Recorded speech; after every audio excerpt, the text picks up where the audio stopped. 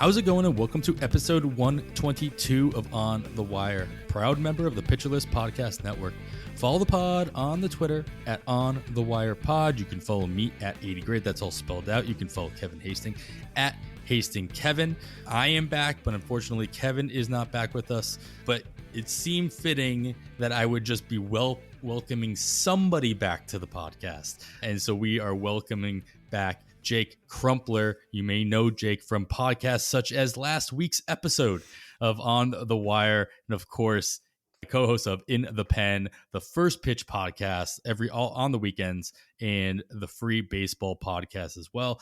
Jake also, if you didn't mention it, he contributes at Baseball HQ and is the lead baseball writer at the Athletes Hub. So the fact that he can take time to save my butt and record with me tonight, on top of recording On the Wire last week with Rick Graham, with all the other things you're doing, Jake, you are no less than a hero in my book.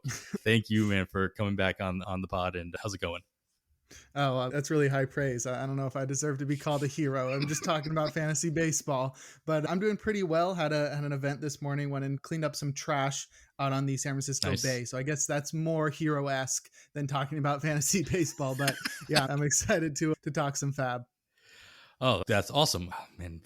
I had a conversation with somebody last night at a bar, and he had spent a lot of time in the Bay Area as well. Mm-hmm. And I lived in Oakland for 9 years. So every time I talk to somebody and they mention the Bay, it hurts just a little bit. And it pains me that I'm not still there. So whether you're picking up trash or not, I am jealous of you still being in the Bay Area. Hopefully that was a pleasant experience, regardless of the goodwill obviously was pleasant. But in general, hopefully that was a good time.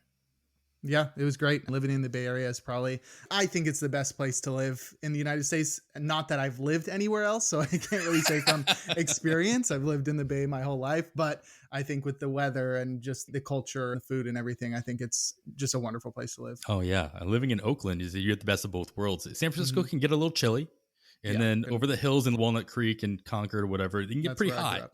But Oakland, it was like, never got any colder than 55 and never got any warmer than 85 at any given time. It was perfect. Yeah. In between San Francisco and the Caldecott Tunnel is like that perfect area, Berkeley, Oakland, where it never gets too hot. And then you're also not dealing with the actual bay.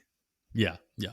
And then of course, all the other things that come with it, of course, the lack of rain, the smoke in most recently. So there are negatives. We get that, but it was a pleasant experience for those 9 years that I was there. All right, let's get into it, Jake. We got some news to cover. Of course, we're going to continue our series and talking a little bit about some Underdog Fantasy, their best ball series later on in the show, some strategy that goes along with that. And then, of course, we've got FAAB running on Sunday. As we talked a little bit off air, it's an interesting situation. Of course, this is the Sunday before All-Star break.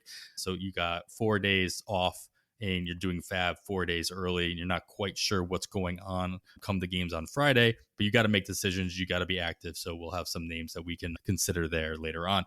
First and foremost, let's get right into it. Corbin Carroll, he's hurt, which was a big bummer. A couple of injuries that we won't get to that were just I felt like they just happened back to back, with Trout's injury, Shohei getting that blister and leaving the game, and then of course Corbin Carroll being hurt as well. With that, though, the Diamondbacks did promote Dominic Canzone, made his MLB debut just a little over a month before turning 26. So he is no spring chicken as far as like prospects or rookies go. But he did start as the Arizona's DH on Saturday, today as we're recording this. It does make him eligible to be picked up in the NFBC format, where you have to make your MLB debut before Sunday if you weren't drafted. But the question is, he's got a lot of power in his bat. He's already logged 16 home runs with 71 RBIs while slashing .354, .431, .634 at AAA this year. Also 16 home runs at AAA the year prior, to tack on another 6 at AA prior to that as well in 2022. So he's got lots of power in his bat. Will it play in Arizona, and will Arizona play him enough for it to matter? Yeah, that's definitely the big question. So I do playing time analysis over at Baseball HQ. I do it for the Giants, A's, Diamondbacks, and Angels. So this is in my wheelhouse. There you go. And the big thing with Arizona is they're very deep in the outfield, and that is what Canzone plays. Obviously, he can play a little first base, but they got Christian Walker over there. The outfield is stacked there. Like you said, Corbin Carroll earlier, he seems to be back from the injury and is doing fine. And then they've also got Lourdes Gurriel, Jake McCarthy, Alec Thomas, and they did just send down Dominic Fletcher, but he's also in the mix there a little bit.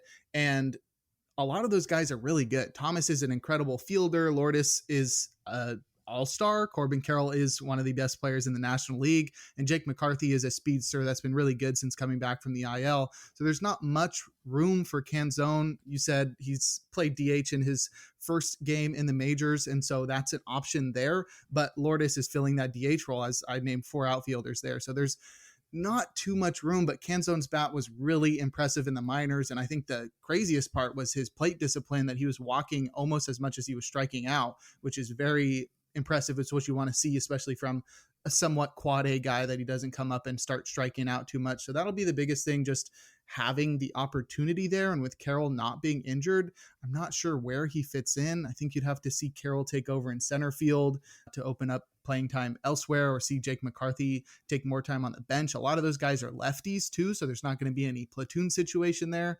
So despite how good he was in AAA, I don't think there's going to be enough playing time for him there. Would I love to see him get that playing time, considering how incredible he was at AAA? Of course, but this is going to be one of those wait and see situations where you just have to wait until he actually starts to play. Yeah, that's fair. The only opening that I saw was, like, I think Kyle Lewis got sent down as well. Mm-hmm. That fills that DH opportunity. But as you said, Lourdes Gurriel is also filling in that hole as well.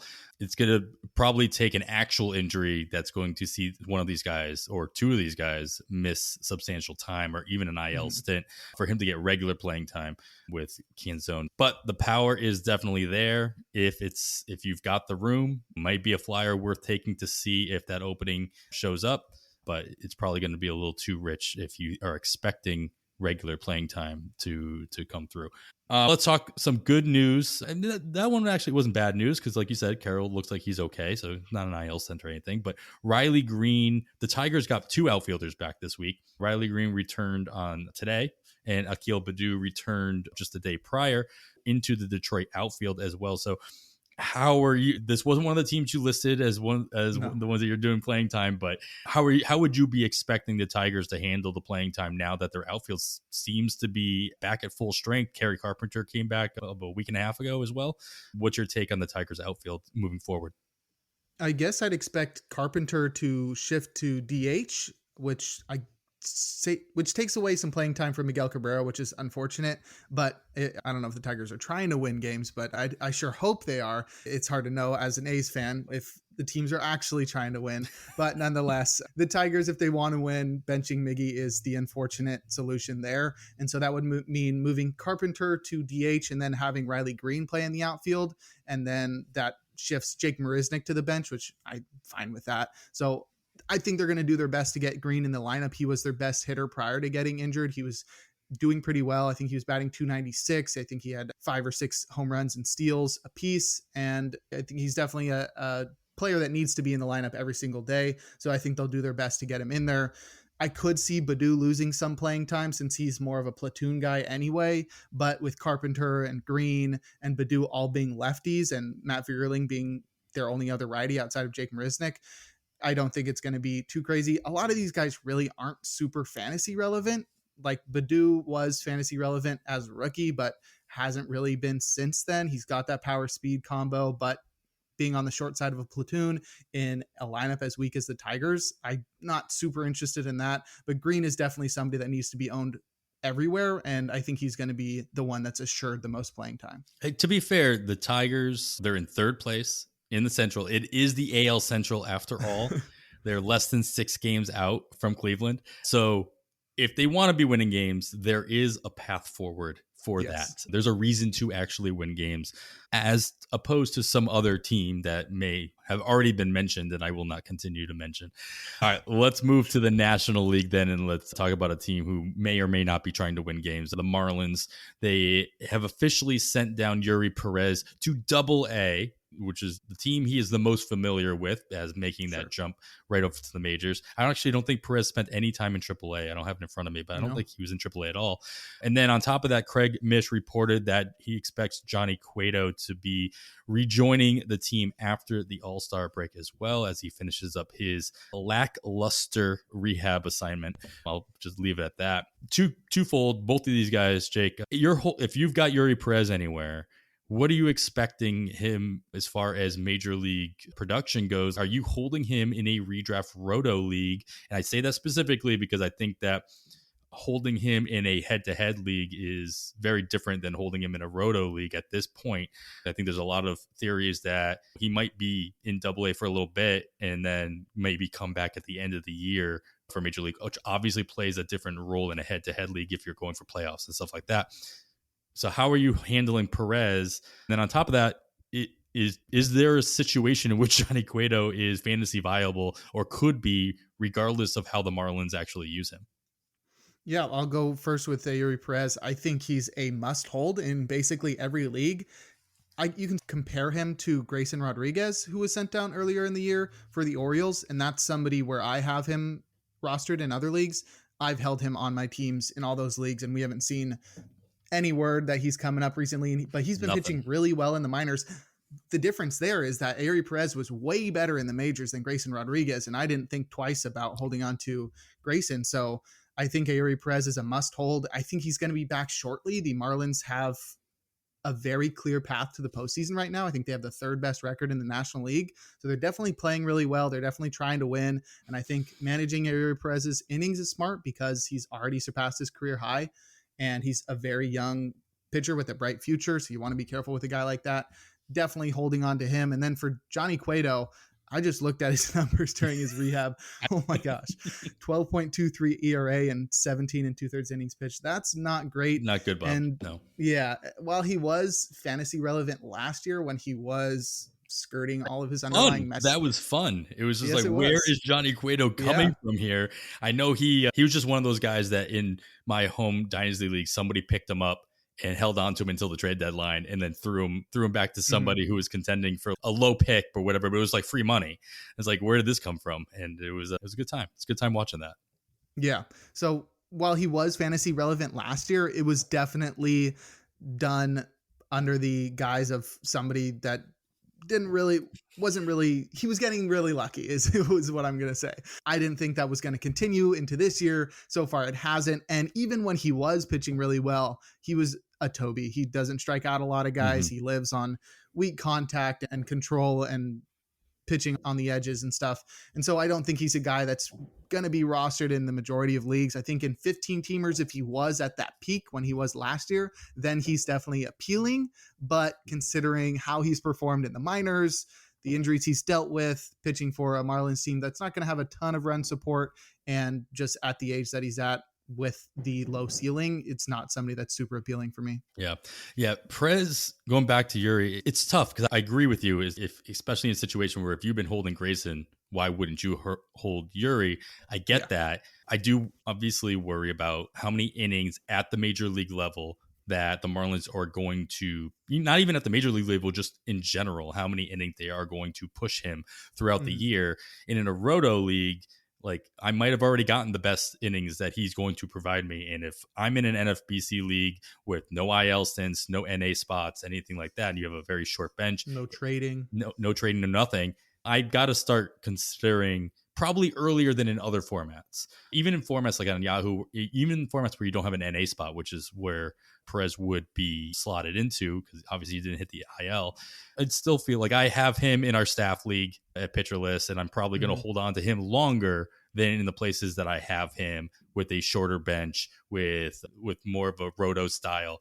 I will have a quicker trigger finger when it comes to dropping Perez if I have to, rather than feeling I have to hold on to him for everything he can provide to me, just because that's just how your roster is constructed. In a head-to-head league, I'm holding out hope that they do give him more innings at the major league levels. It's just in August and September rather than it being in July. So you can actually, that there, I would hold him a little bit longer. All right, let's move over to Houston, where Jose Altuve did hit the IL for the Astros, and they replaced him on the roster with David Hensley, which they did earlier in the season, obviously. So he was recalled to take his roster spot. But it seems as though Mauricio Dubon is the clear filler at second base and in the leadoff spot for the Astros. So does that make Dubon an auto start in pretty much any format based on being on the top of that lineup, playing every single day, and having multi-positional eligibility pretty much everywhere? He's eligible at 3 or 4 different positions based on what format you're playing in.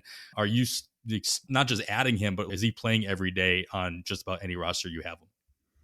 I definitely be adding him, but it's a short-term thing. I don't think he's going to be super fantasy impactful once Altuve returns. It is an oblique injury, so you never know with those. They could be a few weeks. Sometimes they're just a couple, but they can vary.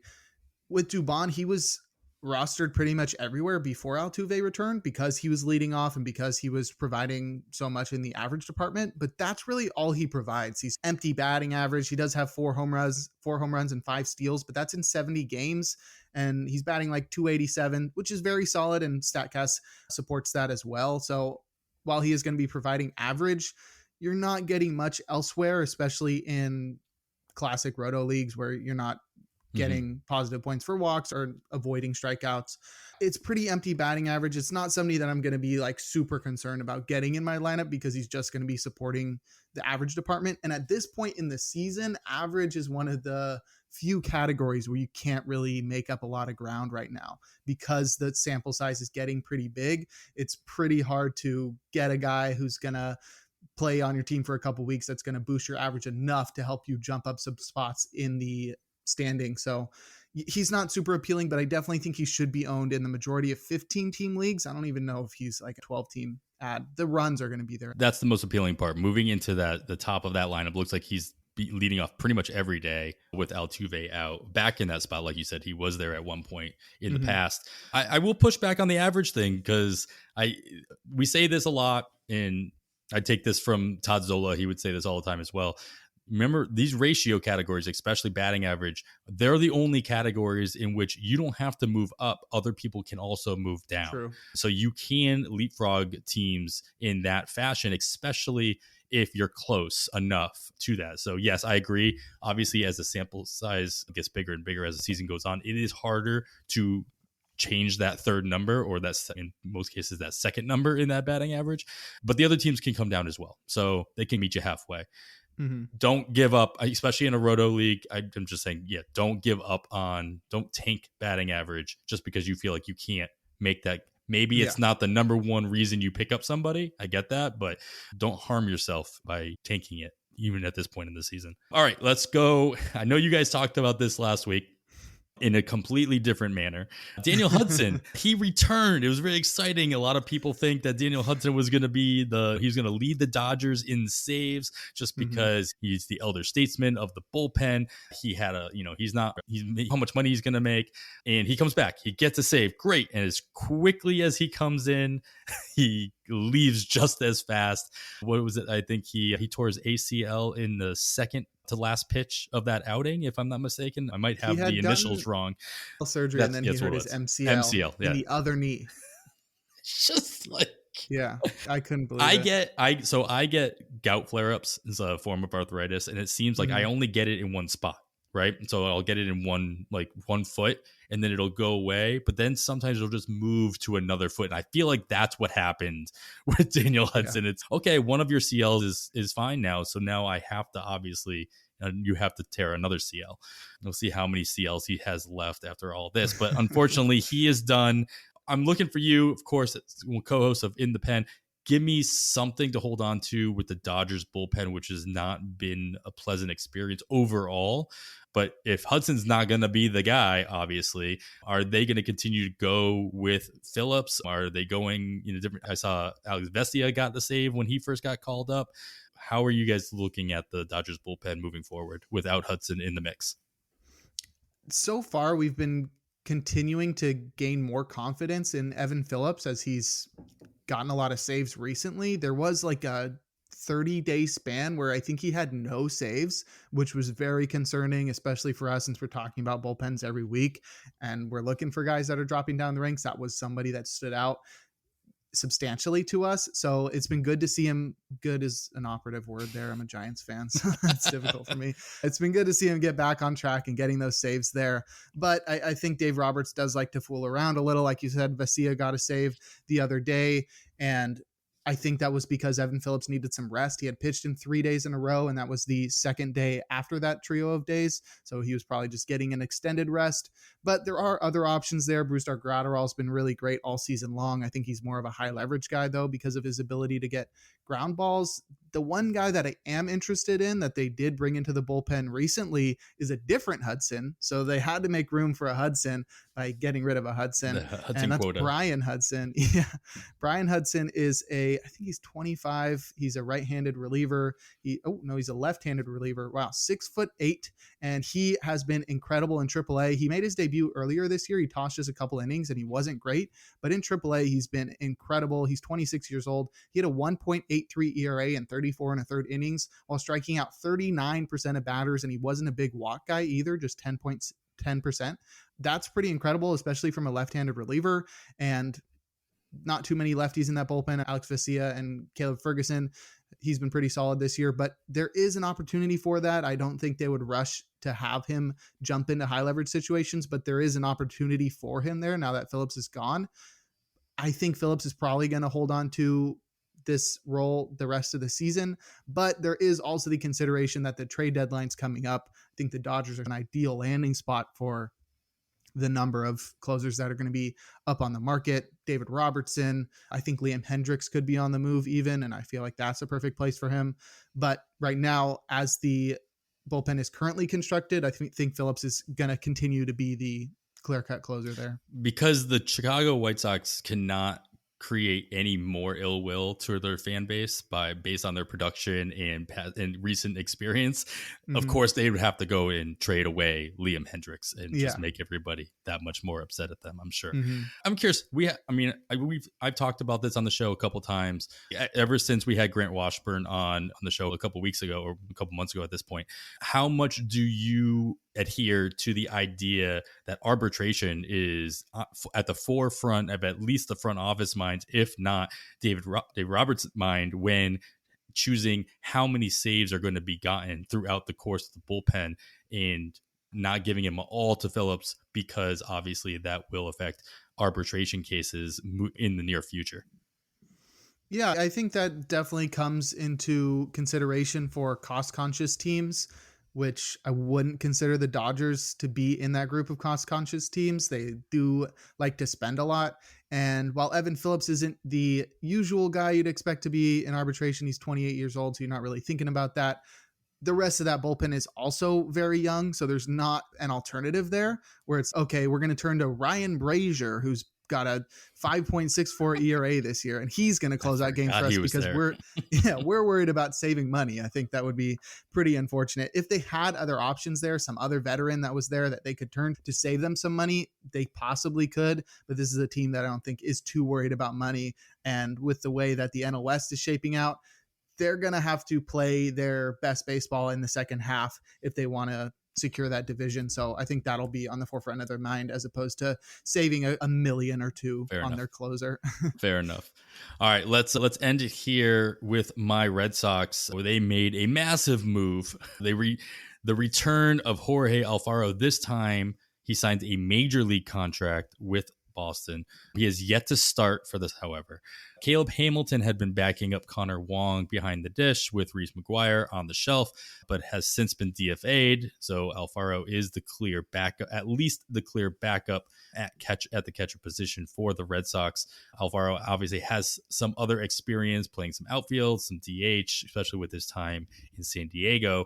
Is this addition of Alfaro to the Red Sox anything we should actually care about? Is it going to make any kind of impact? It hasn't in the short term. What's your take here? I love Alfaro as a player. He was on some YouTube videos that I was watching a few weeks ago, and he seems really cool when he was playing in Dominican Summer League. And as much potential as he has in his bat, he shoots himself in the foot by being very poor in the plate discipline metrics. He strikes out a lot and he never walks, and that hurts him a lot. I think Connor Wong is in that same bucket, but from the metrics, I can tell Wong is a better defender than Alfaro is, so he gets the upper leg there. And while Alfaro has been great in the minors, batting .320 with 6 home runs and 4 steals, it's all going to be reliant on his playing time, whether or not he becomes fantasy relevant. I could see him being somebody that you may want to pick up in 15-team AL only leagues with 2 catchers. There we go. But yeah, anything shallower than that, I don't see him being somebody that's a difference maker because he doesn't play at all. I would love to see him play. I think he's a fun player, but if he's not playing, then you're not getting any statistics. Alfaro seems like he's more valuable. Once he makes a start for the Red Sox, he'll be more valuable in the immaculate grid that everybody's playing than he will in fantasy, because of all the teams he's played on in the last 2, or not just a year. You spent some time with Colorado before this. Obviously, he was with San Diego. In a very short period of time, he very well could end up being one of those 1% choices on those grids. Yeah. All right. I think that's going to sum it up. There's been other injuries. There's been other things, but not anything that I think is going to really impact what you're deciding on your FAAB this coming Sunday, especially with all the time we have off between FAAB and the first set of games next weekend. But of course, there's a lot of other stuff to talk about. And one of us here talks about it almost every single day on the daily. You should be listening to the First Pitch podcast, of course, hosted by Jake Crumpler on the weekend. So I'm sure as soon as we're done recording this, you're going to go and record that show once all the games are over. Casey Bubba has you covered on the weekdays. Make sure you guys are listening to that every day, as they are keeping you up to date with everything you need to know to win your fantasy league throughout the course of the season. In just a moment, we are going to get back into our Underdog Fantasy 7th inning stretch talk series, and we'll talk a little bit about late round strategy, some guys that might be making impact later on in the second half of the season. But before we do that, we are going to take a quick break. All right, we are back. Of course, you are still listening to On the Wire. I am Adam Howe, this week joined by Jake Crumpler, my co-host for 2 weeks, just the host of the show for the last 2 weeks. So Jake, thanks again for joining me here 2 weeks in a row.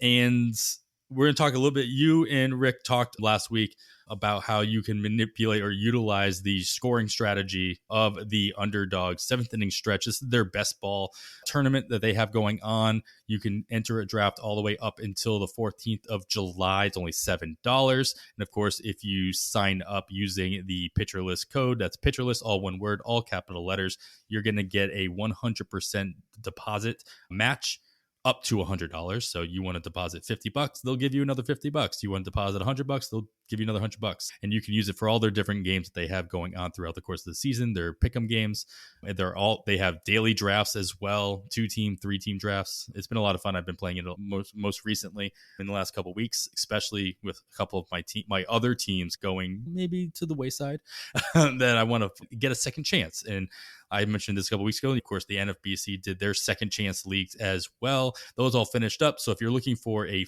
almost full season situation rather than just like a daily moves thing or a daily like a DFS thing, this is where you want to go. It's best ball. You don't have to do anything. No trades, no pickups. Just they'll pick all the best players, just like any other best ball. They do have their own scoring strategy. So go back and listen to Jake and Rick talk about that last week on The Wire. You can also just look up the point scored on the Underdog app as well.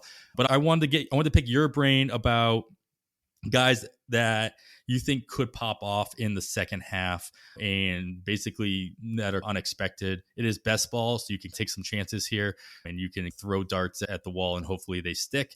And we always see this. We talk about this every offseason, right? We talk about how, hey, this guy had a great second half. We didn't see that coming or this or that. And it can change the value of where they go in a redraft situation in July. And then there are also guys that come out of nowhere or haven't gotten a call up yet or are moving into a new situation due to an injury elsewhere on the roster. Whatever the case may be, do you have any guys that if you were going to do a draft like this, you might be eyeing in the last round because they haven't done anything yet, but you would expect them to move forward? Yeah, one thing I always do when I'm looking for people that I'm hoping outperform their previous performance is head on over to StatCast and look at the differences between WOBA and XWOBA and those. And while those are rudimentary and they can't explain everything, Scott Chu will talk a lot about this, where people that have discrepancies between their average and expected average are usually a lot of the times explained by shifting, or I know that's banned now, but it's still somewhat there, shifting, but it depends on if you're hitting ground balls or fly balls. Sometimes it can't account for everything. So you really have to dive into it. So I looked at some guys, and I think it's mostly early rounder guys that I think I'm interested in here, where it might not be as helpful later into the draft, but early on, picking out guys that may have slight discounts is really important. Guys that were first rounders in the offseason that are now third or fourth rounders because they struggled so much in the first half that now they get back to their status as being one of the best players in baseball, and then you can capitalize on that. I think one of those guys is Vladimir Guerrero Jr. He's been hitting more ground balls this year, but it's less than last year. So he's not gotten back all the way to 2021, but he's in the middle there. And I think he could get back on track. He's underperforming his expected WOBA at the fourth highest rate in baseball, behind only Keibert Ruiz, Ryan Mountcastle, and Michael Massey. And then some other ones, I think obviously like Trey Turner is one of them, Manny Machado. But I think the biggest one is Pete Alonso, who not only is underperforming his StatCast metrics, but he's also got a 190 BABIP. So the guy's batting 215 right now. And for his career, he's around a 260 hitter. And I think he's going to get closer to that. And when you get closer to that, means you hit above that for the rest of the season to pull yourself up there. So I could see him hitting 280 for the second half with a bunch of home runs. He's already been hitting home runs, so he's already been pretty solid. You won't get the same amount of discount as you would on somebody like Trey Turner or Carlos Correa for that matter. But I think Pete Alonso is going to have a huge second half, probably hit 20 home runs, probably bat pretty high and pull that average up, because he's due for massive regression there. Yeah, I like that you use the word regression to talk about somebody doing something positive. It doesn't always work that way. It's not usually the way people use the term, but obviously regression works both ways. So I'm glad that you said that. And in the draft that I did here, the seventh inning stretch draft, Alonso went at the close to the top of the third round. So I can totally see what you're talking about, even getting some kind of value from that, at least a round and a half value based on what he could be doing. At the back end of the draft, I thought this is a very timely pick that was made, not by me, unfortunately, but Alek Manoah went in when one team's final pick in my draft. And this was a couple weeks ago. So this was before he had the positive start at AA. This was probably even before he made the terrible start down in, I think it was in Dunedin as well. And so I think that there are a lot of ways in which you can use those last round picks toward pitching that are complete dart throws. And I think the only way that really works, though, is if you really solidify some pitching at the top. And I know that's taboo to do in these best balls. I feel like when I do these best balls, I'm the only one drafting 2 or 3 pitchers in the first like 3 or 4 rounds. And everybody else is just going hitter. And I'm just like, I get too scared, especially with what we've been seeing this year with the amount of injuries, with the amount of inconsistencies we've seen from like high-end aces like Sandy Alcantara and the like, that I really wanted to solidify my pitching staff. I'm down with grabbing 1 or 2 complete dart throws on the pitching side. The type of guys, though, I think I'm completely avoiding, that I don't have any trust in, are all these rookie pitchers, because you don't get to bank what they've done. You don't get to bank all the good that Bibby's done with Cleveland, with Logan Allen has done, with any of the Millers have done. And you don't know how many innings. Like Yuri Perez is probably not somebody I would be targeting in this kind of contest, because I don't know what I'm going to get, and I need to make sure every single one of my choices is going to give me something. It might be terrible and great, it's best ball, it won't count, somebody else will count, but I do want to make sure that I'm not taking a zero. And we talked about that a couple of weeks ago. Obviously, Aaron Judge went pretty early in this draft. He's Aaron Judge, but he very well could be a zero in this format, just because you don't know if he's actually going to come back in time for you to make it past the first round. The way this tournament works is it's 4 rounds. You have to win you have to get toward the top of your 12-team league, and then you move on to a larger league. They consolidate the winners from each one, and it goes 4 times. But if you don't get past that first round because Aaron Judge didn't play at all, that's really going to be harmful to your chances of winning the whole thing. or at least getting in any kind of cash. So it's a very interesting thing because we talk about the NFBC has been doing their second chances. They didn't do them last year. They didn't the year before that though. But it's it's all the same. It's still Roto. You still do FAAB. This is different just because it's best ball. You don't have to worry about anything, and you can continue to really focus on your other FAAB teams while having this other little side pot going on, which is nice. And it's nice to know that you have a chance at something else moving forward, but there's a lot of different strategy involved going into it. So if you're interested in signing up for that, make sure you do so and use PitcherList as your promo code. PitcherList, all one word, all capital letters. You'll get a 100% match on your deposit, and it's only $7 at Underdog Fantasy. Download the app, do your draft. It's not a slow draft, it's quick draft. So just when you sign up, be ready to be drafting right away. I got to get rid of all of the mumbo jumbo as well. On top of that, of course, you must be 18 or over to play in a state where Underdog Fantasy operates. If you are in Alabama or Nebraska, you have to be 19 or over. Massachusetts and Arizona, you have to be 21 or over. Terms do apply. Concerned with your play, call 1-800-GAMBLER or visit www.ncpgambling.org. If you're in Arizona, you can call 1-800-NEXT-STEP. In New York, you can call 1-877-8-HOPE-NY. And in Tennessee, you can call 1-800-889-9789. All right, we are going to get to our FAAB, our selections for this week. But of course, we do have to take another quick break. All right, we're back once again. We're getting right into our FAAB recommendations with Jake Crumpler. Of course, I am Adam Howe. We will get right into it. I said it at the beginning of the show. We said it off air. It is different, of course, because we're doing this FAAB with 4 days off ahead of us. We don't know where the rotations are actually going to go out. You can go to any site and see what the expected rotation is going to look like. You don't know what's going to happen in the All-Star game. You don't know what's going to happen with hitters in the home run derby.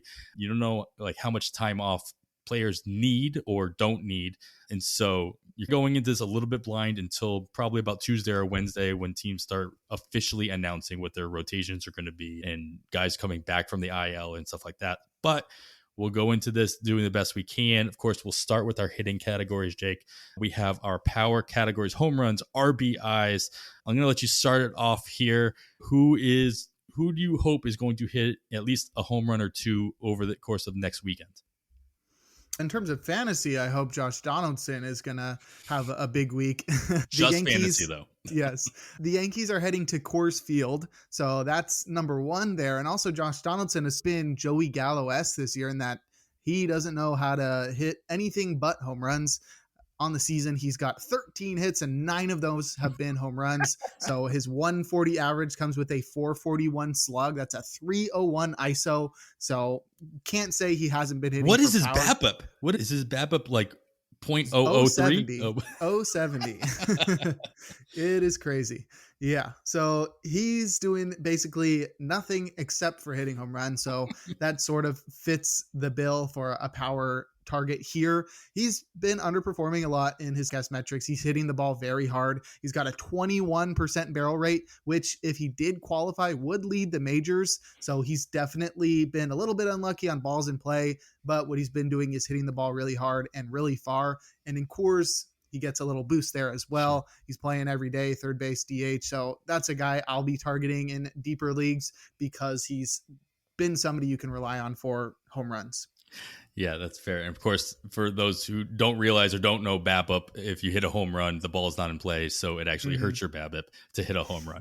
All right. Yeah, I like the call out. I don't like the call out of Josh Donaldson himself as a person, but I do appreciate looking at the numbers and knowing what he could be possibly doing, especially in Coors.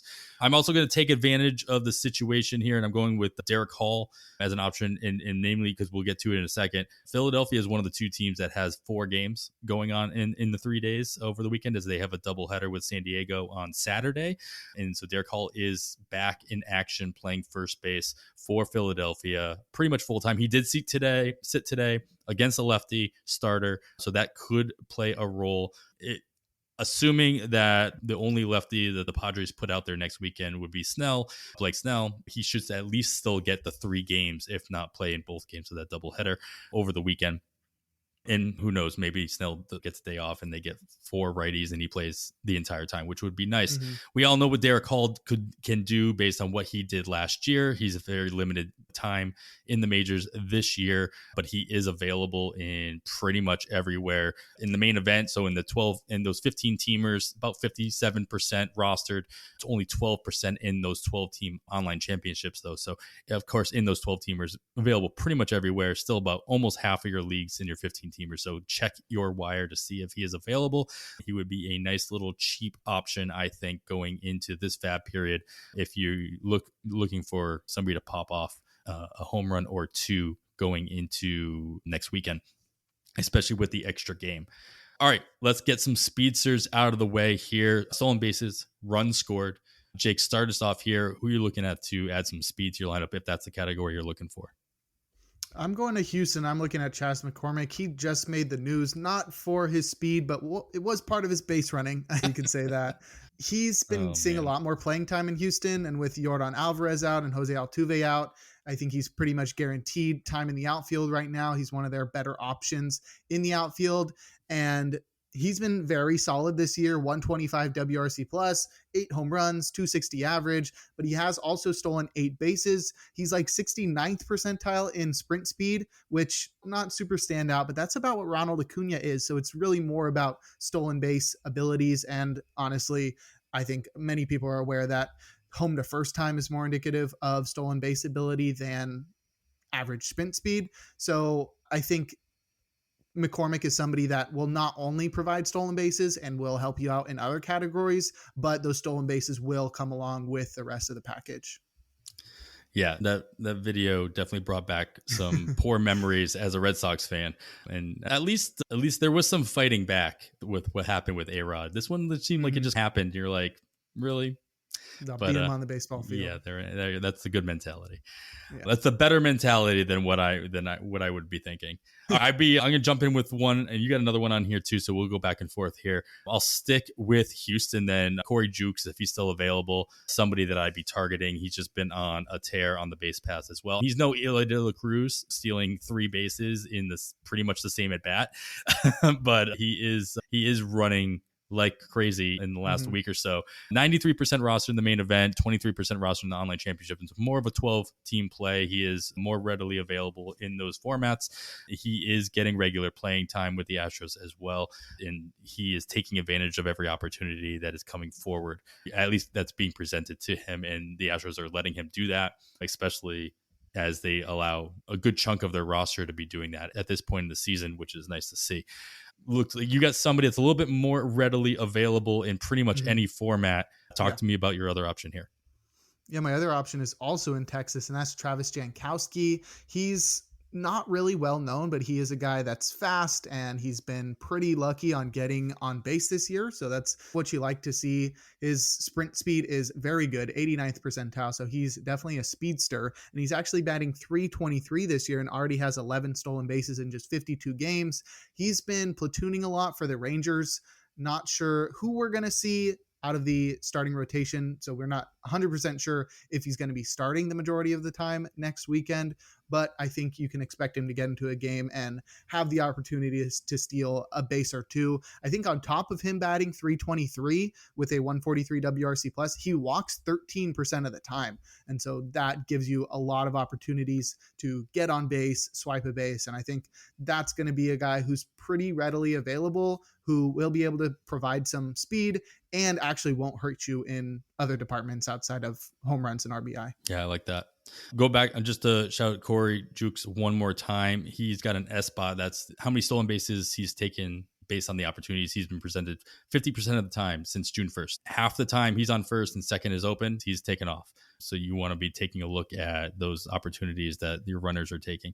One more guy that probably is more available in your deeper leagues that started off just absolutely terrible this season, but has turned it on as of late, and that is Tony Kemp of your Oakland Athletics. 26% rostered in the main event, 2% rostered in the OCs, but he is been given more opportunity. I think I don't have the numbers in front of me, but I remember seeing like he's hitting 300 something in the last couple couple weeks, which has raised his overall average almost to 200, which is nice to see. Nice. But he's also been given the opportunity. He's been given the green light as of late as well. And with Estrella Ruiz being hurt as well, Kemp has been taking over leadoff duties. Even with Ruiz not hurt, Kemp had been put in the leadoff spot for the Athletics for quite some time now.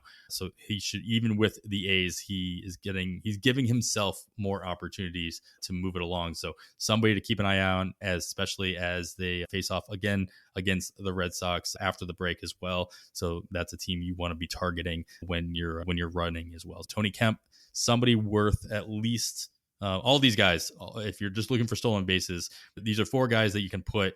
If they're all available, just put them all in your waterfall bids, put them in whatever order you want and you see what fit for your team. And that way you can keep your prices down. You don't have to bid $20 on any of these guys. You can bid $4 on all of them. Maybe in most leagues, you could probably even just put $1 on all of them and you'll probably get one of them. Yeah. All right, let's talk about some guys that might have a good opportunity ahead. Not a lot of scheduled notes to talk about since there's only 3 games worth of games to go, but every single team does have games on all 3 days, with Philadelphia and San Diego having a doubleheader on Saturday. So they are the only 2 teams that do have 4 games in the 3-game stretch, and the games start on Friday. So at least in an NFBC or any of the other bi-weekly lineup changes, you're only making 1 lineup change here. You can't really switch out anybody. Colorado, as you mentioned, is home for their weekend series against the Yankees, so something to keep in mind as well. So is there, with all that in mind and anything else you want to consider, is there somebody that looks like they could be taking advantage of their opponents for the one series that we have to worry about, might be finding themselves into more playing time and what have you? Yeah, the Twins are heading to Oakland, which is always good. Oakland does not have a great pitching staff, so offensively that's great. But Kyle Farmer, I think, is somebody that could take advantage of the Oakland pitching staff. They have a lot of left-handed starters, and Farmer's been playing even some against right-handers, but he is incredible against lefties throughout his career. Versus righties, he's like a 241 batter with a WRC plus of just 73 throughout his career. But when he faces lefties, he's incredible. He's batted 284 with a 118 WRC plus. He's got just 5 fewer home runs versus lefties as opposed to versus righties. And that's with 700 fewer at bats. So that's a pretty noticeable difference there. He's a lefty killer. The A's have 3 left-handed starters. We're going to see at least, I think, 2 of them in the opening series, maybe just 1, but I think Farmer is going to take advantage of that. The A's Stadium isn't the ideal place to bat, but it's going to be late July in the Bay Area. It gets pretty hot out here, and when it gets hot in that stadium, I think the ball flies a little bit. We saw it at the end of last year. Balls were flying out of that ballpark, and without fans blocking the wind, we could see some home runs fly out. But I think Farmer could take advantage of the southpaw starting there. As long as they don't do reverse boycott again, then that won't be an option. Actually, I hope we do. Yeah, that would be nice. Oh, man. Another reason I wish I still lived in Oakland, because I would have loved to have been part of that. Yeah, I was working, unfortunately, but it looked sick. I was there the day before the perfect game. Oh, the day before, of course. Yes. Yeah. All right, guy, I might take a chance on, just because it's the weekend and looks like he's going to get plenty of playing time, is Joe Adell. And this is not a post-hype sleeper situation. This is just Joe Adell is back up. He's playing. Mike Trout is out for a while, so they need somebody playing center field on a regular basis. He can actually do that. Might not want him out there every single day in center field, but he can do it. He came back up Tuesday, and he's played every day except for the first day that he was eligible. Mm-hmm. So he's been playing left field, center field the last 3 days. He's batting cleanup. This is cleanup hitter Joe Adell, which is something that I wouldn't have been surprised to hear that 3 years ago. Yeah. Now it's just nice to see. It hasn't really done a whole lot with his time, but it's only been 3 games. And the fact that he should play the entire series next weekend against Houston, even if they throw out a lefty on there, even if you're going to get 2 out of the 3 games, if you want to take advantage of somebody who's who's hitting in the middle of that lineup or in the cleanup spot for the Angels. They, even without Trout, they still have a decent offensive lineup to take advantage of and get some RBIs and hopefully take advantage and hit at least one ball out of the park and prove what he can do. His strikeout rate is still his strikeout rate. He's still going to strike out, but at least, especially what he's been doing this year, he's been showing that he can be a little bit more patient, dragging his walk rate up into the double digits as well. Joe Adell still has a lot to do to prove the longevity, but for this weekend, be somebody that I'm looking at, especially if I need to fill an outfield spot. All right, let's move into our pitchers then, Jake. We got our counting stats here to start off with wins and Ks. Yeah, again, this is difficult to do just because we don't know who's actually going to be starting and who's not going to be starting. You don't want to take a zero. You want to fill up those spots as much as you can. So who are you taking a dart on to do that, even if it's just for this weekend? Yeah, I went with a really deep pick as, like you said, not only do we not know who's starting, but there's not too many options at this point in the season, especially in terms of starters that are available in the majority of the leagues. One of those guys is Brandon Williamson. And while he has not impressed at all in the majors, he was really great in the minors last year and was one of the big pieces that the Reds got in, I can't remember what trade. I think it was the Luis Castillo trade. Probably. Nonetheless, he is facing the Brewers this upcoming weekend, or at least the Reds are. So if he does start against them, then I think he could have a good game. They are in the bottom 3 among Major League Baseball teams in WRC plus versus left-handed pitchers. So I think he could take advantage of that. I think they're playing in Milwaukee. Not 100% sure about that. Totally forgot. Either way, I think Williamson should be able to take advantage of that, and he'll be available in the majority of leagues. His cutter is really good. PLV's got it in the 81st percentile. So if he can lean into that pitch, I think that could help him a lot versus the Brewers. And like I said, they are not great versus left-handers, and Brandon Williamson is a southpaw. Yeah, they are. Unfortunately, they are in Milwaukee right now, so they are hosting Milwaukee when they come back from the break. Okay. So they still got the Brewers, just in Cincinnati, not so much. Yeah. Both ballparks, not great for the pitchers in general. But all right, yeah, I tried to go deep here as well. I'm not even going with technically a starter. Nick Pivetta is who I'm eyeing here. Ever since kind of moving into his bulk role with the Red Sox, he's been doing really good things. And this is in no way indicative I'm not making this pick just because I picked him up to stream yesterday in one of my daily moves leagues, and so it's like, oh, you did good for me there. You can do good for me in the future. That's not the case with Nick Pivetta. We all know that. But with that being said, this is a situation where if he's going to continue to get an opener and still go 4 or 5 innings and go twice through the lineup and that's it, this is prime Nick Pivetta. This is exactly what Nick Pivetta was built to do. This is like Ryan Yarbrough when he was doing good things with Tampa and they were giving him an opener every single game. So it gives him a chance to get that win in the ball game like he did on Friday for the Sox. And coming up after the break, if he does get into one of those games, they're in Chicago, they're in Wrigley. I really hope this happens on Sunday because I will be at Wrigley Field for that game, my first trip to Wrigley Field. That'll be awesome. But if he doesn't get into that first series, he'll get a double tap. Ultimately, he won't be starting the games because Alex Cora has already come out and said, I know all the rumors are that with everything going on with the Red Sox rotation and guys going down and getting injured and what have you, Pivetta is going to have to be the guy that they pull into the rotation. Alex Cora squashed that. Not so much, guys. He's doing a really good job in his bulk role. We like the flexibility. We're going to keep him in that role. But really, he's getting the best of both worlds. He's getting the innings, he's getting the strikeouts, and they're giving him an opener so he can steal that, he can vulture that win away. If he doesn't get into that series against Chicago, sure, you take the 0 this week, but he'll get Oakland and the Mets in a double tap more than likely the following week. So that's a nice little stash, if nothing else. So you can pick him up this Sunday. If they set their line, like their official rotation with 3 starters, and that means obviously Pivetta's not getting in, you put him on your bench and you hold him for the following week. And he's still pretty readily available, more than 50% available in the main event, 43% rostered there, and 5% in the online championships. Again, readily available, especially in your 12-teamers and in majority of 15-teamers as well. All right. Also, a little bit more difficult here in your ratios because every bullpen is fresh. You don't know who's going to come in and get those bulk innings. So you almost have to go with the starter you think is going to start. And I'm going to start off here because I actually not confident Cole Irvin is going to start for Mhm. Baltimore in this series. But in a very similar vein to Pavetta, if he doesn't go, he should get a double tap hosting. Sorry, he'll either go against Miami in the opening weekend, but if not, he'll get a double tap. Not the best double tap though. He would get the Dodgers and at Tampa Bay the following week. So this is definitely Cole Irvin's just been on a little bit of a tear in the last couple games. He's not getting you strikeouts. That's not what this play is for. He's not letting up runs. And if he does get a start against Miami, granted, I know Miami, like you said, third best record in the National League. They are playing well. Still not an offense that I'm terribly scared of, regardless. And Baltimore's offense can definitely hold him up. Again, not looking for the win here, not looking for strikeouts technically. Obviously, those things would be nice, but Irvin has not really shown us the volume that in strikeouts as of late. But the success has been in those ratios, and that's what we're looking for in this moment.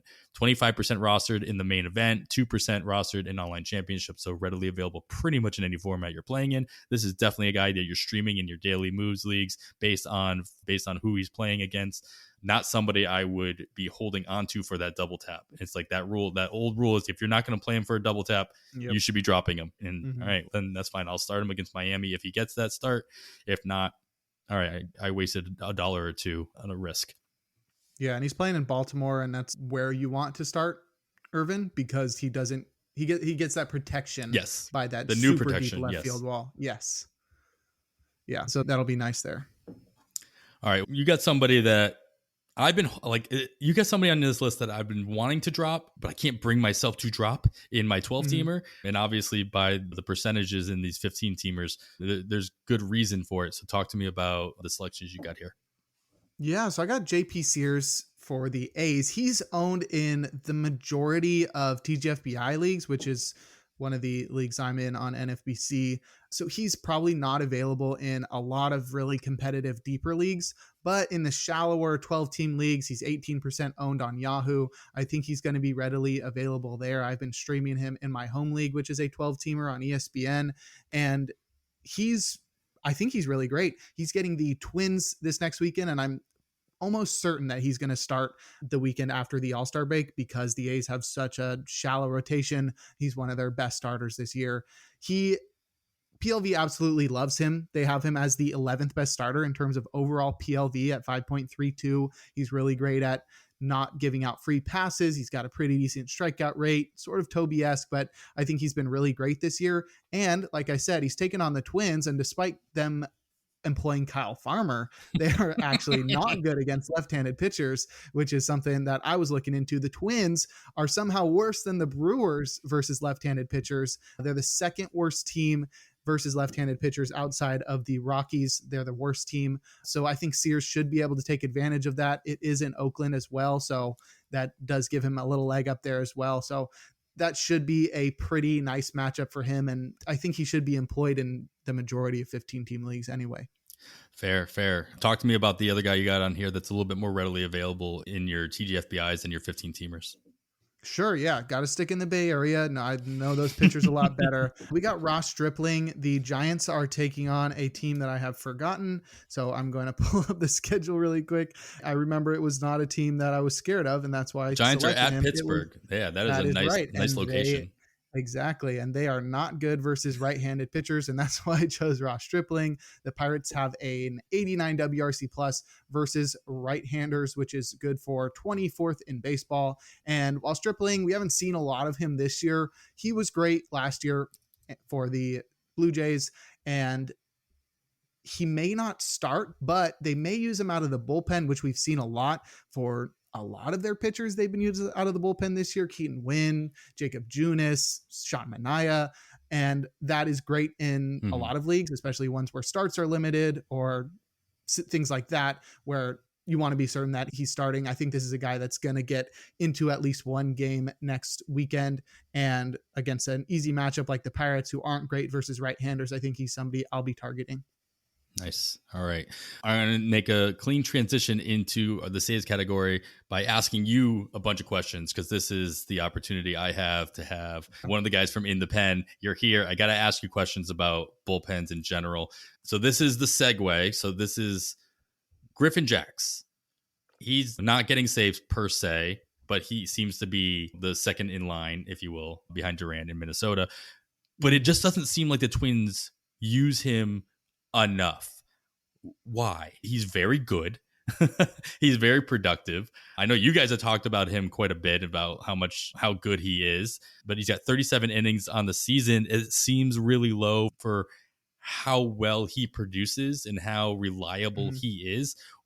In your mind, like, why isn't he utilized more often? Because I would want to put him in this ratio category, right? Even though he's not going to get saves, he might vulture one every now and again, but that's not why I would roster him. I would want to roster him because he's not giving up any runs. He's not giving up any hits. He's going to keep my rate. He's going to help me chip away my ratios, but not if he's only going to get 1 or 2 innings a week. So can I expect the Twins to be utilizing him more often in the second half, or is this just how they're handling him? You say 37 innings like it's a bad thing. That actually leads the whole Minnesota Twins bullpen. Fair. He's got the most innings. Still in that seems bullpen. like he should be doing more. Yeah, sure. I think one thing you can blame that on is the Twins have an incredible rotation of guys that can go deep into ball games. They're consistently hitting 6 or 7 innings with Joe Ryan, Pablo Lopez, and the rest of that crew there. So I think that definitely eats into the innings there. There's also the factor that Griffin Jax wasn't the clear setup man earlier on in the season. They had Jorge Lopez there to start the season. He struggled and then went on the IL with mental issues, and now he's back, but Griffin Jax took that role over. And even in between that, Brock Stewart came out of nowhere and was one of the best relievers in baseball. Just incredible. 0.70 ERA across 25 innings. So he became the top setup option there, and he was taking a lot of innings away from Griffin Jax. And then he hit the IL about right before Jorge Lopez returned. So that has finally opened up the top setup role for Griffin Jax.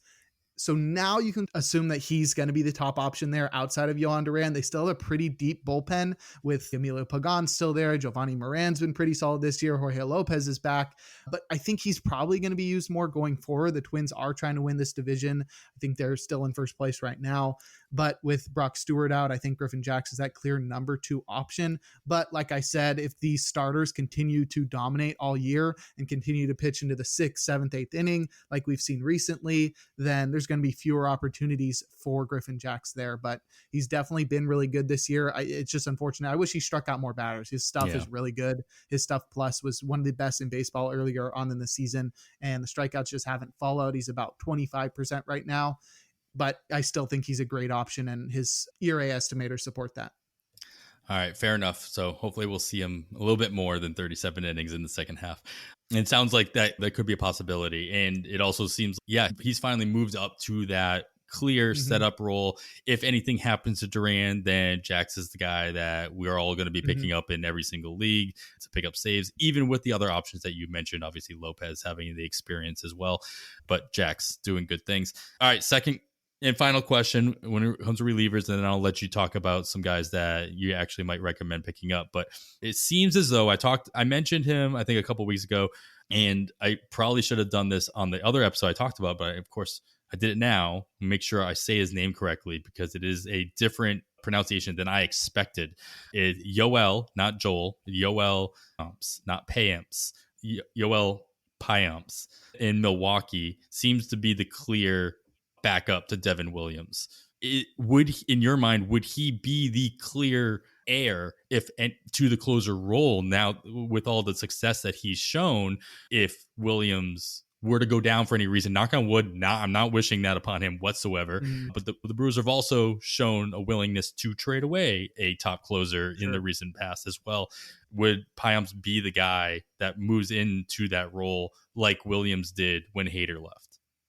Yeah, I think so. He usually, you can look at holds numbers or the guy that gets the saves when the closer is resting, and that's been Payamps. He leads the team in holds with 15. He's second on the team with 3 saves, and he's got a 1.96 ERA and a 27% strikeout rate. So he's been really good this year. I do think he would be the top option.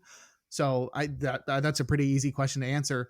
Though there is an interesting addition to the team that just got added to the team today. This is somebody that we talked about on In the Pen. I think it was last week, but it's Abner Uribe, who's one of their younger prospects, and he is a big strikeout guy. He is just 23 years old. He was pitching in AA and AAA this year, but he has been striking out tons of batters. At AA, he was 46%. AAA, he was 36%. This is a guy that walks a lot of guys, but he's definitely somebody with big strikeout numbers. He's very difficult to hit. 1.80 ERA at AA, 2.25 at AAA, and he has an 80 grade fastball. He throws over 100 miles per hour. I think he can touch 103. This is a guy that's super interesting, still just 23. And like we talked about earlier with arbitration numbers, probably not a guy they want to be bumping up his salary as he's still just 23 years old. And this is a team that actually I would put in the cost conscious bucket, but this is somebody that is interesting that could work his way into high leverage situations. So if Devin Williams goes down and Payamps either struggles or also goes down, or maybe they want to use him in a high leverage role, then Abner Uribe is somebody that I'm not going to add anywhere, but he's definitely somebody I'm putting on a watch list. So in my home league where starts are limited and relievers are really valuable because they can score a lot of points and that you can stream them really easily, that's a guy I'm looking at because he can come in and he could dominate, especially because he's so young and nobody's really seen him before. He comes up and batters, what is going on? Definitely take advantage of where does this guy come from? Yeah, take advantage of that in the short, at least in the short term, until more video comes out on him and batters can get more experience. He did make his debut today on Saturday, went 2 innings, did get 2 strikeouts, let up an earned run. And so I will give a shout out to Jordan White, who I saw commiserating with himself on Twitter that he was not able to go to that game. He was close to buying tickets to that game, so he missed out on all the fun Ellie De La Cruz was having on the base pass and Abner's debut. Jordan, we feel you. I'm sorry. I think we've all been there at some point. Or we go to the game right before a perfect game instead of going to the one with a perfect game. I don't know if I wanted to be there. Yeah, fair enough. You would have been on the wrong side of it. Yeah. All right. So that takes the place of who I'm like. Those are the players that I'm looking at as in this category. So you had some actual names of guys that you might be targeting that actually might get saves in the near future. So talk to me about the guys that you're targeting here. Yeah, and I think I've got some really interesting names here. One of them we've talked a lot about on In the Pen from the beginning of the year. And another one of them is somebody that we haven't talked about in terms of saves. So I think this one is actually going to be ahead of In the Pen, which so you're getting a sneak peek of probably what we're going to talk about next Friday. But Tanner Scott of the Marlins has been really incredible this year. 2.98 ERA, 37.1% strikeout rate, but he's been even better recently, like one of the best strikeout pitchers in baseball. I think since the middle of May, after the first week of the season, more so like the end of April, beginning of May, he's been great. 1.95 ERA. He's striking out more than 40% of batters. Super incredible. And okay, yeah, that's great. Marlins have a closer. It's AJ Puck, and he's been struggling recently. He's got 2 blown saves this past week. His ERA is up over 4.18. He's striking out only 29% of batters, and this is not a situation where you're worried about handedness. The Marlins are absolutely stacked with left-handed pitchers. AJ Puck, Tanner Scott, Stephen Okert, Andrew Nardi when he's not injured. They got Robert Garcia up on the roster right now, so they have plenty of options if they need a lefty specialist. But with the way Tanner Scott's been pitching and with the way that Puck and Dylan Floro have been pitching not too well, I think he could sneak his way into that role. And we talked about the Marlins earlier. That's a team that's trying to win ball games right now. And if they want to do their best in the late innings, I think Tanner Scott's going to be their best option as the closer based on how he's been pitching this year. Sort of just want to ride the hot hand there. So that's somebody I'm actually going to be speculating on in some leagues because you're not going to have to spend anything on there because he hasn't been racking up saves. He hasn't been looking like he's going to take over that closer role. But if you start getting uneasy feelings about the way Puck's holding onto that role, I think Scott's the first guy you want to turn to there. And the Marlins aren't bad, so there's actually going to be opportunities. And then the other guy I got is Carlos Hernandez, which we talked about a lot there. Got the trade deadline coming up. We already saw Aroldis Chapman get dealt to the Rangers, and I think Scott Barlow is next. Carlos Hernandez would be the next guy up.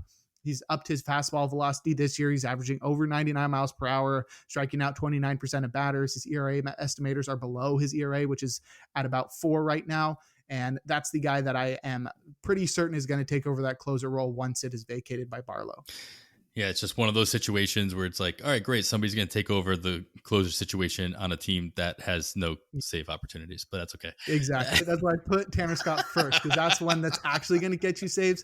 But there are a lot of leagues where it's Scott Barlow's owned in probably 100% Sure. of 15 teamers right now. So I think Carlos Hernandez is actually a better reliever than Scott Barlow. Barlow's got slightly better strikeout rate, but the ERA is worse. And I think he's been pretty lucky this year. But Carlos Hernandez, I think, could have a pretty hot last couple of months if he does take over that closer role and the Royals start performing slightly. It feels like we talk about this every year and talk about this with Kevin.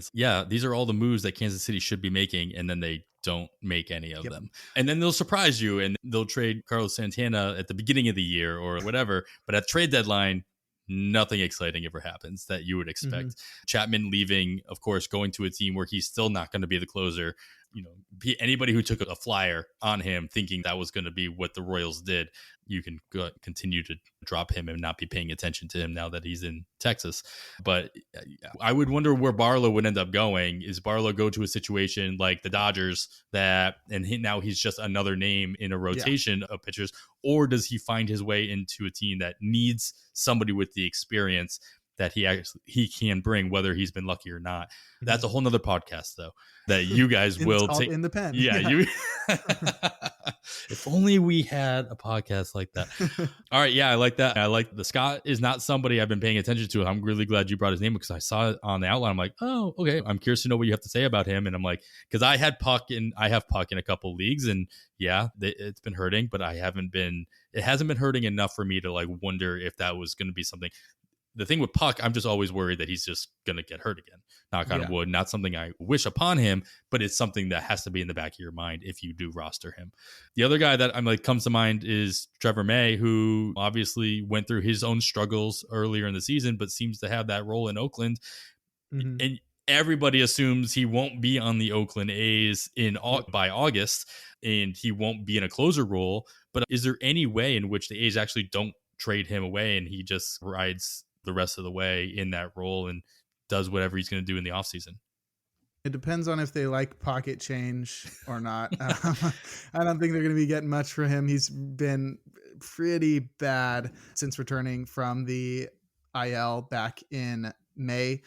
He's got just barely more strikeouts than walks. I think he's got 13 strikeouts to 11 walks in 16 innings. And while he's got a 2.70 ERA, comes with a 6.45 xFIP. Those don't go together. Not usually. No. They don't. Things don't end well there. All right. But I'm hoping that Shintaro Fujinami can take over that role if May does get dealt. Just waiting on him to learn how to control his stuff. He's got really great stuff. It is fun to watch when it goes in where you would expect it to go. All right, final category here. The funnest category, the wild card category. Pretty much pick anybody you want that didn't fit into any category that we just went through. I'm gonna lead us off here really quickly, and I'll let you go into a whole bunch of names, which I appreciate when there's more names on here in this category. Something I'm just eyeing. I might not make a bid this week, but if I have an opening, this is where you have to start thinking about it because his rostership is going up every week now. Jose Urquidy of the Astros set to do a bullpen session. Things are looking good as he's working his way back to Houston. 47% roster in the main event. So even in these 15 teamers, he's more than 50% available. So check your availability there. 14% in the online championships. Those are the areas in which I think those 12 teamers, you can wait a little bit and see how his rehab starts go, see how he's producing. But he is getting close. And if you are looking for somebody that can be a little bit more reliable in your rotation, especially if you have that kind of flexibility, this is where you can stash him. In leagues where you have IL, more than likely he's rostered and he's just being stashed on someone's IL, especially in those that have 10 IL spots or unlimited IL spots, something like that. But with limited IL, even one or two, he was probably dropped for other considerations in that spot. So this is a time where if you have that availability to stash him and you need a little bit more stability, he is the term that you keep referencing from Nick Pollock. He's a little bit of a Toby, not somebody you can rely on for a whole bunch of strikeouts. But if the Astros continue to put him back in the rotation, at least he's got that role. You got way more fun names than me, though, so I'm going to let you roll off these names in any direction that you want. Sure. Yeah. And I think they're more fun because they're probably going to be less available in the majority of leagues, but these are guys you definitely want to start considering stashing now. I followed your lead on the Jose Urquidy call. First one, I think the most important one is O'Neal Cruz. He is probably going to start getting back into getting on the field in August. I know he's been throwing a little bit now. He's dealing with that ankle injury that he suffered at the beginning of the season, but that's an absolute league winner if he comes back and he does O'Neal Cruz things. And I don't think an ankle injury is going to hold him back from doing anything differently than he was beforehand. He's not totally available in a lot of leagues. I know he's available in my home league. He's available in a lot of 12 teamers, 71% on Yahoo and 78% in TGFBI, which is a 15 teamer. So there are some leagues where he is available, 22%, 29%. That's a lot of availability. You should definitely go check your waiver wire. You want to get on that as early as possible because that is that's a league winner pick right there. And if you can make it back early to mid-August, that's a month and a half where he could be impacting your team, and you only have to hold him for 2 or 3 weeks. It's going to come up on you fast, and I think he could be back in the majors pretty soon. Grayson Rodriguez is somebody we talked about earlier, 100% owned in TGFBI. Like I said, I was holding on him too, but he's been very great in the minors. I think he's bound to come back. The Orioles are definitely in contention right now, and I think he would be one of their best starters that will manage his innings, but I think he's going to be really great. 34% owned on Yahoo, but definitely a guy I would be considering stashing now because I think he could be back even right after the All-Star break. And then lastly, I think more under the radar here is Zach Neto, where he's 73% owned in TGFBI, but only 7% owned in Yahoo. And this is a guy that was really great prior to hitting the IL. He got off to a little bit of a slow start, but then after he got things going, he was batting well over 270, playing every day at shortstop. I think he had a WRC plus in the 120s. That's a deep lineup in LA with Hunter Renfroe and Mike Trout, Shohei Ohtani, Anthony Rendon, Joe Adele, Mickey Moniak, so many options there. And he slotted in every day at shortstop. So I think that's somebody that should definitely be owned in 100% of 15 teamers rostered. And then in 12 teamers, that's definitely somebody to consider. I don't think you need to stash him right now, but if you are looking for guys to stash that are somehow on your waiver wire, or you've got an open IL spot, I think this is a guy that's going to be returning soon. I think he'll be back as soon as after the All-Star break, and then you can run with him for the rest of the season. Yeah, that All-Star break really puts a wrench in. You're like, oh, they're on the 10-day IL, but there's the 10-day, it's not 10 game. And so a lot of these IL stints end during the All-Star break, and they can come back in that first game. Somebody we didn't talk about early in the news section, but like DNC Swanson went on the IL, but they retroactive it to, I think, Thursday, so that he's actually eligible to come back on next Sunday. And he's only going to miss 3 games in total, even though he's on the 10-day IL. Something to consider there. These guys might just pop up, even though they're not activated right now. They'll be activated on Friday morning, and it might be a surprise in some situations. So this is your opportunity to stash some of those guys like Neto and anybody else you think might be coming back a little bit early.